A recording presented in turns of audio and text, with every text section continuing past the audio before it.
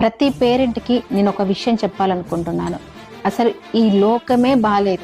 మీ పని బిజీలో పడి మీ పిల్లలు ఏం చేస్తున్నారు ఏంటి అని చెప్పేసి మీరు పట్టించుకోకుండా నెగ్లెక్ట్ చేశారంటే చివరికి మనకి బాధే మిగులుతే తప్ప ఏముండదు. ఎందుకంటే బయట ఉన్న ప్రపంచం అనేది అలా ఉంది. ఫోన్ ద్వారా కానీ, ఫ్రెండ్స్ ద్వారా కానీ, లేకపోతే బయట ఉన్న పరిచయాల ద్వారా కానీ మీ పిల్లల జీవితాలు సర్వనాశనం చేయడానికి ఉన్నారు. అందుకే చాలా జాగ్రత్తగా మీ పిల్లలు ఎక్కడికి వెళ్తున్నారు, ఏం చేస్తున్నారు, మీ పిల్లలకి ఇదంతా మీరు అబ్జర్వ్ చేయడము ఇబ్బందిగా ఉండొచ్చు. ఎందుకంటే వాళ్ళకేం తెలుసు, పిల్లకాకి ఏం తెలుసు, ఉండేలు దెబ్బ అని మన పెద్దవాళ్ళు ఊరికనే చెప్పారా? పిల్లలు కాబట్టి వాళ్ళ మెంటాలిటీ ప్రకారము అరే మమ్మల్ని వీళ్ళు మా పేరెంట్స్ అనుమానిస్తున్నారా ఏంటి అని చెప్పేసి వాళ్ళ ఆలోచన అంతవరకే ఉంటుంది. కానీ మనము జీవితము ఎంతో చూసి ఇంత దూరం వచ్చాము కాబట్టి మనము మన పిల్లల గురించి మనం జాగ్రత్త తీసుకోవాలి.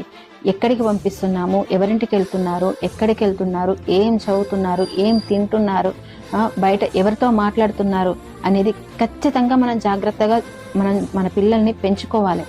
ఇప్పుడున్న పరిస్థితులు అస్సలు బయట బాలేవు.